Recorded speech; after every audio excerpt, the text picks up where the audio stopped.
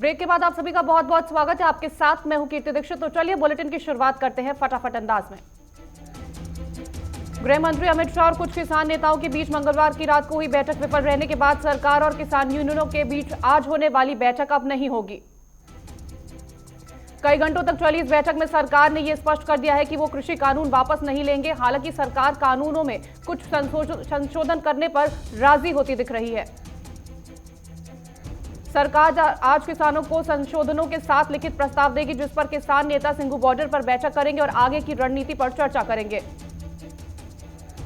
किसान नेताओं का तर्क है कि अगर कानून में संशोधन होता है तो उसकी रूपरेखा बदल दी जाएगी। वो किसी और स्टेक होल्डर को गलत तरीके से प्रभावित कर सकता है।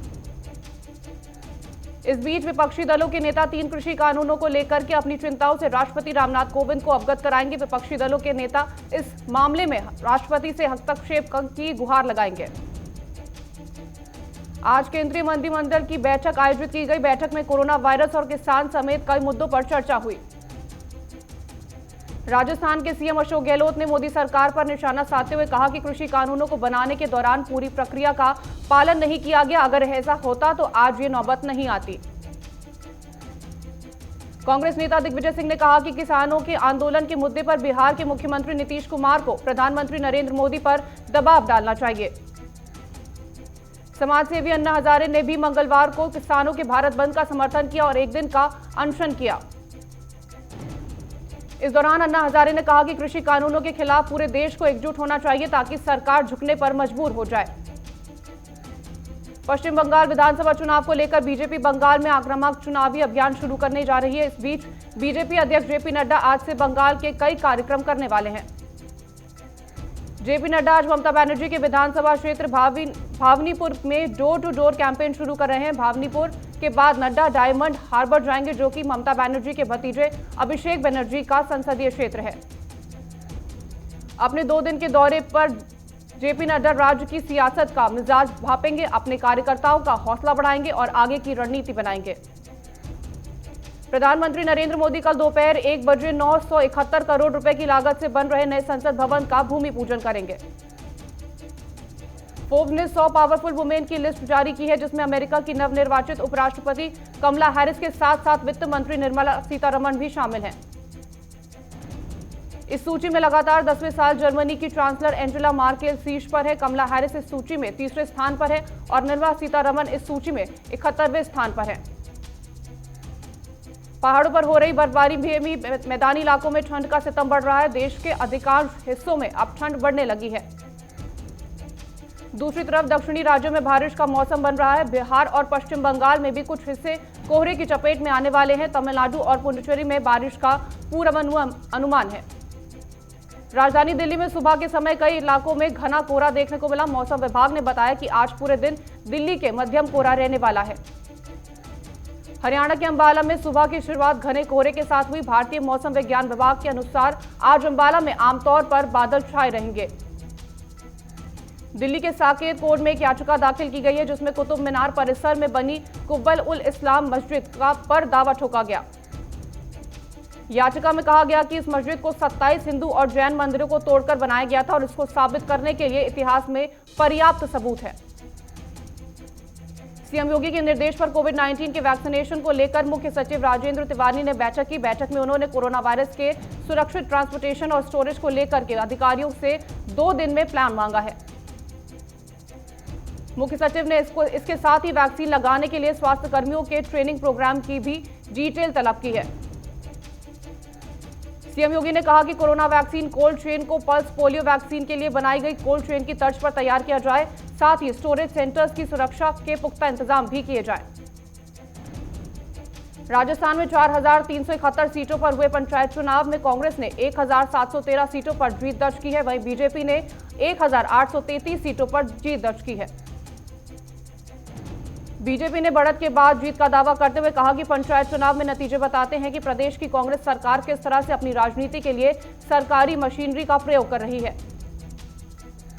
त्रिपुरा के मुख्यमंत्री विप्लव देव ने ऐलान किया है कि वो 13 दिसंबर को लोगों से पूछेंगे कि उन्हें सीएम पद पर बने रहना चाहिए या नहीं।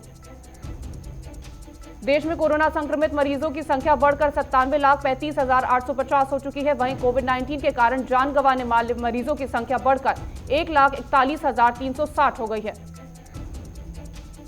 केंद्रीय स्वास्थ्य मंत्रालय के आंकड़ों के अनुसार पिछले 24 घंटे में देश में 32,080 नए मामले सामने आए हैं। इस दौरान 402 लोगों की मौत हो गई।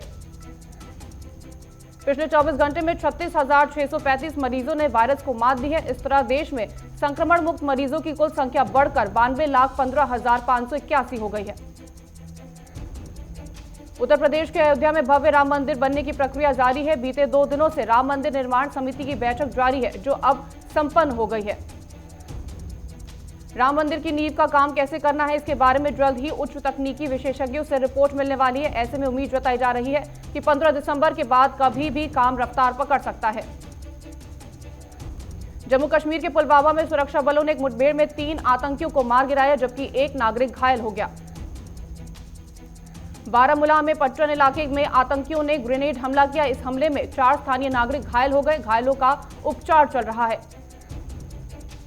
सुशांत सिंह राजपूत ड्रग केस में एनसीबी ने ड्रग सप्लायर और पेडलर रेगल महाकाल को गिरफ्तार किया है। बताया जा रहा है कि महाकाल अनूप केशवानी को ड्रग्स आपूर्ति करता था। एनसीबी की टीम अंधेरी के लोखंडवाला में छापेमारी कर रही है। अभी तक बड़ी मात्रा में नकदी और ड्रग्स बरामद हुए हैं। बिहार के समस्तीपुर रेल मंडल के 28 महत्वपूर्ण स्टेशनों पर 50 मल्टीपर्पज स्टॉल खोले जाएंगे। इस नई सुविधा के तहत यात्रियों को इमरजेंसी दवा से लेकर खाने पीने और जरूरत के सामान की स्टॉल भी मिल जाएगी। समस्तीपुर रेल मंडल की इस योजना को अंतिम रूप देने के लिए रेलवे ने निविदा निकाल दी है। इस निविदा की अंतिम तारीख 10 दिसंबर निर्धारित की गई है। बिहार के मुजफ्फरपुर शेल्टर होम कांड के एक दोषी रामानुज ठाकुर की तिहाड़ जेल में मौत हो गई। रामानुज इस कांड के दोषी ब्रजेश ठाकुर का मामा लगता था। सोलन में कोरोना को लेकर प्रशासन सख्त हो गया है। डीसी और एसपी ने बाजार में जाकर लोगों को जागरूक किया और बिना मास्क के घूम रहे लोगों का चालान काटा। बुलंदशहर में डीजे बजाने को लेकर जो 2 पक्षों में विवाद हो गया। दौरान दूल्हे के मामा को युवकों ने पीट कर मौत के घाट उतार दिया। बहराइच में महिला सीडीओ ने शिवपुर सामुदायिक स्वास्थ्य केंद्र पर छापा मारा और लापरवाही पर अस्पताल में तैनात कर्मचारियों का वेतन रोका।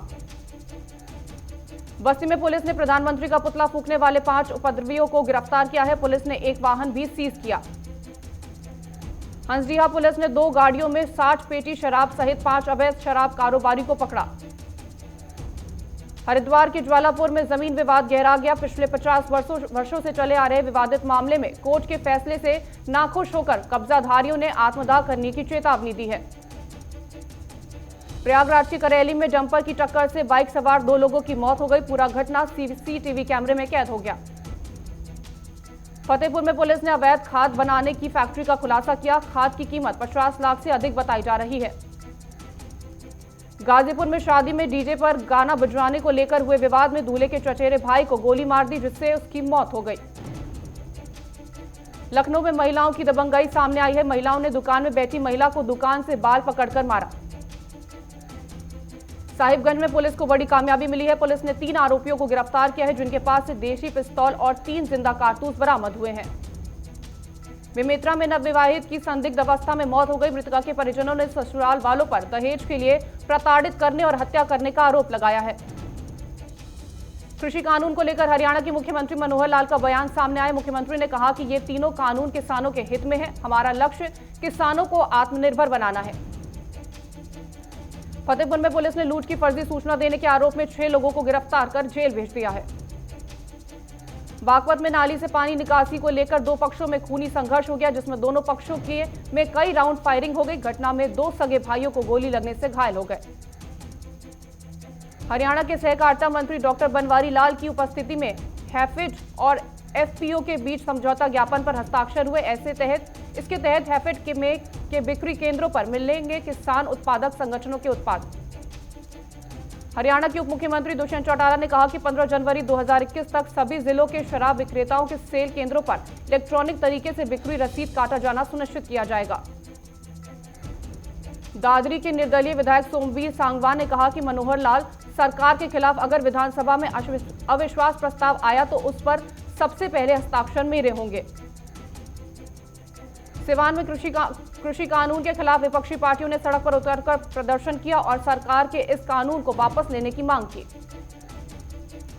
बहराइच में सामुदायिक स्वास्थ्य केंद्र का सीडीओ कविता मीना ने औचक निरीक्षण किया। इस दौरान जननी सुरक्षा योजना में लापरवाही बरतने पर अस्पताल के स्टाफ को फटकार लगाई। चामराजनगर में किसान संगठनों ने केंद्र सरकार के खिलाफ टायर जलाकर आक्रोश जताया और 3 कृषि कानूनों को वापस लेने की मांग की। फतेहपुर में कार्यक्रम में डांस के दौरान एक युवक द्वारा कई राउंड फायरिंग की गई और सोशल डिस्टेंसिंग की धज्जियां भी उड़ाई गई। पुलिस ने मामला दर्ज कर लिया है। जोधपुर में आपसी रंजिश में 2 गुटों में खूनी झड़प हो गई। इस दौरान एक पक्ष के लोगों ने युवक पर सरिया और धारदार हथियार से हमला कर दिया। पुलिस मामले की जांच कर रही है। हुबली पुलिस कमिश्नर लाबू राम ने प्रदर्शन स्थल का दौरा कर प्रदर्शनकारियों पर नजर डाली। वहीं प्रदर्शनकारियों को शांतिपूर्ण प्रदर्शन करने की चेतावनी दी गई। जोधपुर पुलिस ने कोरोना गाइडलाइंस तोड़ने वालों के चालान काटे, साथ ही लोगों को 2 गज की दूरी का पालन करने की हिदायत दी। प्रतापनगर के सहायक पुलिस आयुक्त नीरज शर्मा ने बताया कि जिस क्षेत्र में कोरोना के केस ज्यादा आ रहे हैं उसे कंटेनमेंट जोन घोषित किया जा रहा है। साथ ही आसपास के इलाकों को बफर जोन में रखा जाएगा। जालंधर में किसानों के आंदोलन में कोई बाधा न पैदा हो, इसके लिए एक युवक ने अपनी शादी को पोस्टपोन कर दिया। फतेहपुर में डिस्ट्रिक्ट बार एसोसिएशन भी किसानों के समर्थन में उतरे और कार्य का बहिष्कार किया। बीजापुर में आबकारी अधिकारी ने छापेमारी के दौरान 40 लीटर देसी शराब जब्त की, जिसकी कीमत 2 लाख के ऊपर बताई जा रही है। अतड़ी में लोगों ने ग्राम पंचायत चुनाव का बहिष्कार करने का फैसला लिया और तहसीलदार को बहिष्कार पत्र सौंप दिया। सेंसेक्स 200 अंकों की तेजी के साथ 45,897 के अंक पर पहुंचा, जबकि निफ्टी 66 अंकों की तेजी के साथ 13,458 पर खुला। लगातार दूसरे दिन पेट्रोल और डीजल के दामों में कोई बढ़ोतरी नहीं की गई। पेट्रोल 83.71 रुपए, वहीं डीजल 73.87 रुपए प्रति लीटर मिल रहा है। सिक्योरिटी रिसर्चर राजेश शेखर रजाहरिया ने यह दावा किया है कि डार्क वेब पर 70 लाख से ज्यादा भारतीयों के डेबिट क्रेडिट कार्ड धारकों के डेटा लीक हुए हैं।